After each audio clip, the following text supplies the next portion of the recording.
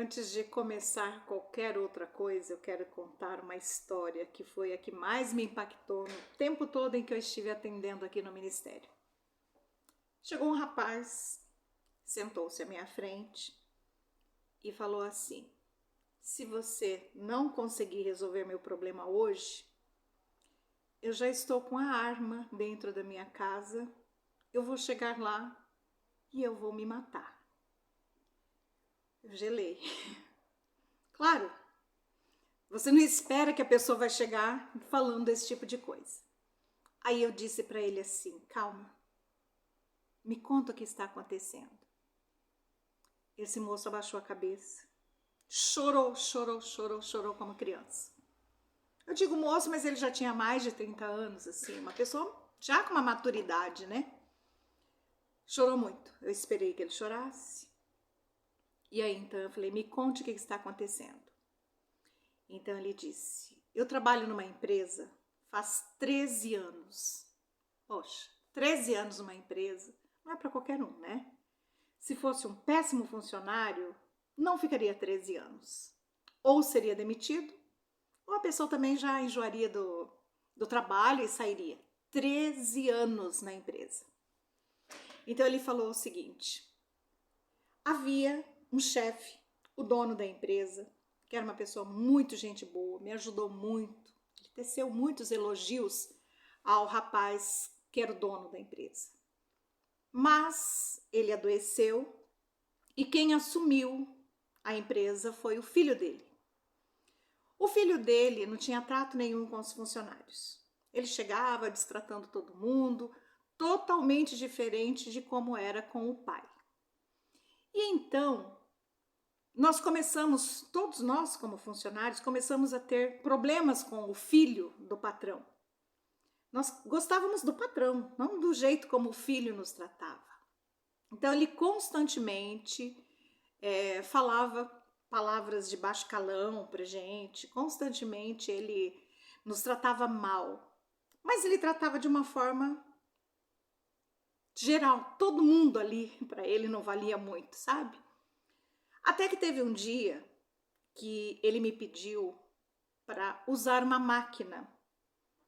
Era uma metalúrgica e ele disse: eu não vou usar, porque eu não fui treinado para usar essa máquina. Essa máquina ela é perigosa, precisa saber usar, porque senão estraga material, senão eu posso me machucar outra pessoa.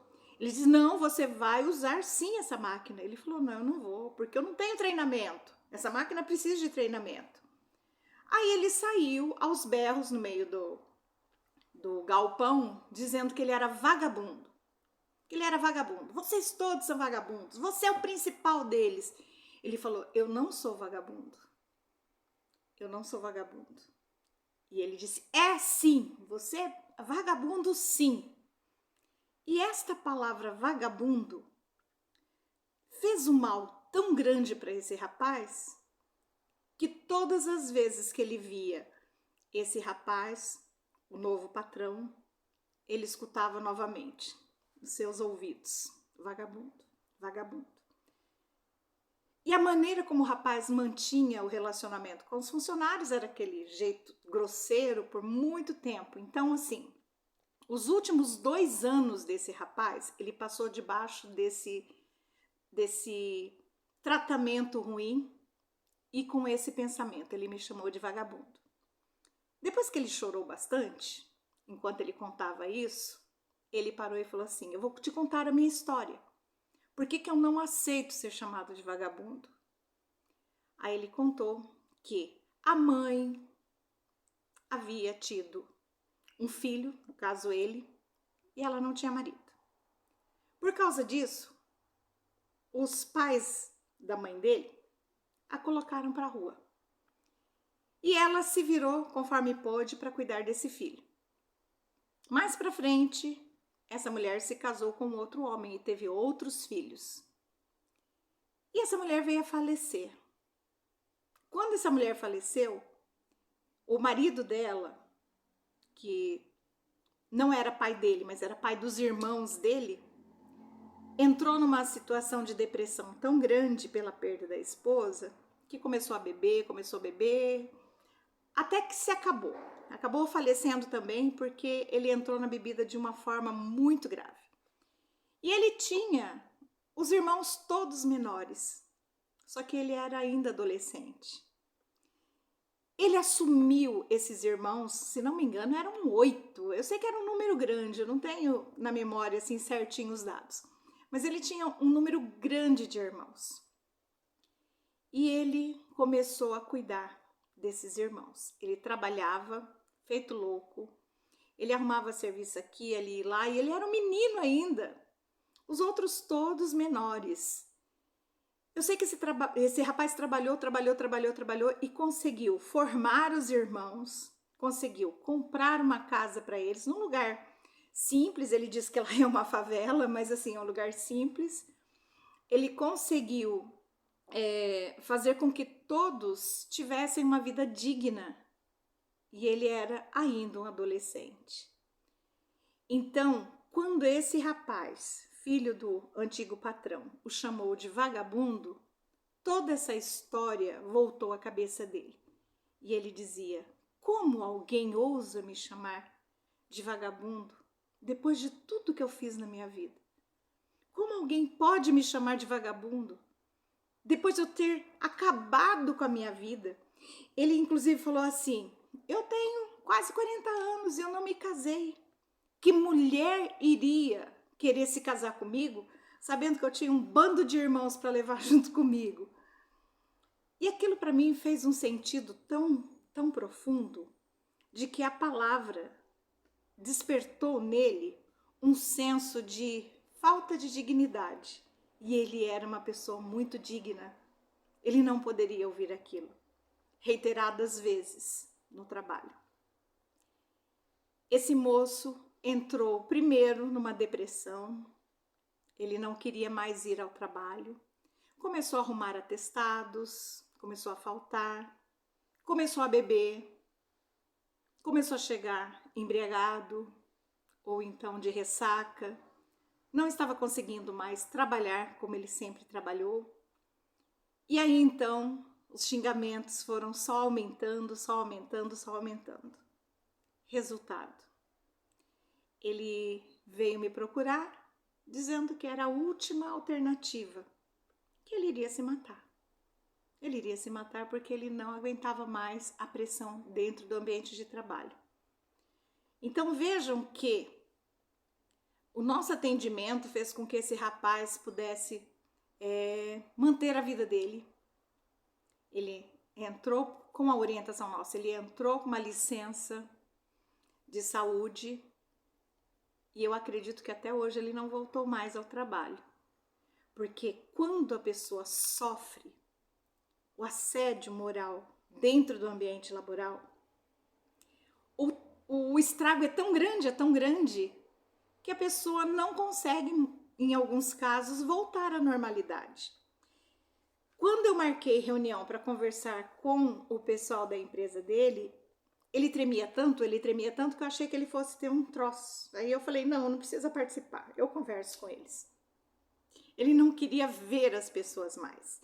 Ele me relatou que quando ele estava chegando próximo à empresa, o coração dele disparava, ele começava a tremer e ele tinha um desespero, ele entrava em pânico. Às vezes ele ia até a porta da empresa e não conseguia entrar e voltava. Aí era falta, né? Contava uma faltinha a mais para ele. Então, vejam como uma pessoa dentro do ambiente de trabalho pode destruir a vida de outra por não ter um tato, por não ter o jeito de lidar com o funcionário. Esse é só um exemplo, mas eu fico grata a Deus porque eu sei que através do meu trabalho eu consegui salvar a vida desse rapaz, porque eu conversei com ele, eu dei esperanças para ele, eu apontei caminhos e de alguma forma nós acompanhamos o processo dele por mais de 1 ano, até que ele pudesse se livrar da bebida, se livrar dos problemas maiores. Mas a questão do trabalho em si, ele não conseguiu mais voltar. E jovem ainda, né? Tinha muito tempo pela frente. Mas ele disse: eu não consigo mais pensar em trabalhar porque eu entro em pânico. Um pânico que ninguém consegue explicar, só quem vive mesmo. Existem muitas pessoas que não estão nesse nível, mas que estão assim. Vai chegando, sexta-feira começa a dar uma alegriazinha no coração, passa o sábado, domingo à noite já começa. O coração fica apertado, já dorme mal, porque segunda-feira sabe que tem que ir para o trabalho. E o trabalho não é que seja pesado na sua essência, naquilo que desenvolve, mas o trabalho se torna pesado porque a pessoa não tem condições mais emocionais de encarar aquela pessoa que a intimida, que a maltrata, que a despreza. O assédio moral, ele é algo que vai minando a vida da pessoa de tal maneira que destrói o emocional. Aí essa pessoa vai trabalhar e quando ela vai chegando à sua casa, ela recebe o cachorro que vem pulando feliz porque ela chegou, já dá um chute no cachorro, já bate a porta, a criança vem, pai, mãe, não quero, vai para lá, você já empurra, não quer saber, não quero ninguém falando comigo, me dê paz, eu preciso de paz. Você está chegando à sua casa, só que a carga do trabalho você trouxe junto. Aí briga com o filho, briga com o marido, muitos casamentos desfeitos por causa de assédio moral no trabalho. Percebem a importância de se falar sobre isso? Não é só porque é recorde de licenças do INSS. Não é só porque a pessoa vai perder o emprego, pode perder o emprego. Não, é porque mexe com a vida toda da pessoa. O assédio mexe com a vida toda da pessoa. E às vezes a pessoa não se liga que é o trabalho que está fazendo esse mal.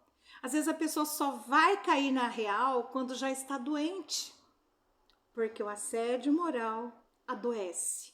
Nós vamos falar muito sobre isso, tem muita coisa aí para compartilhar, muita coisa para contar, explicar como que funciona. Então vamos seguindo. Hoje eu deixo esta minha experiência que eu livrei da morte uma pessoa. Justamente por quê? Porque essa pessoa recebeu um tratamento que o fez adoecer. E adoecer severamente, porque ele não reagia, ele só recebia. Ele nunca contradisse o patrão, ele nunca respondeu. Ele recebia aquilo como uma pancada no seu emocional e absorvia, e absorvia. E não demoraram muitos meses, né, para ele adoecer. Em 2 anos ele já estava pensando no suicídio. Pensando não, planejando o suicídio. Não é fácil. Vamos então levando aqui a nossa conversa, vamos trocar nossas informações, compartilhe, mostre o meu canal para as pessoas que estão sofrendo com assédio. Vamos falar de assédio sexual também, vamos falar sobre assédio institucional, mas nós vamos mostrar as nuances todas dessa questão de assédio, mas aos pouquinhos, para os vídeos não ficarem muito longos. Por enquanto eu só quero isso, se inscreva no canal e compartilhe. É chave, né? É chavão isso daí, a gente tem que falar isso sempre, mas é verdade. Compartilhe com pessoas que precisam. Certamente você deve conhecer alguém que esteja passando por uma situação como essa. E se não estiver passando, é bom que conheça também para nunca passar.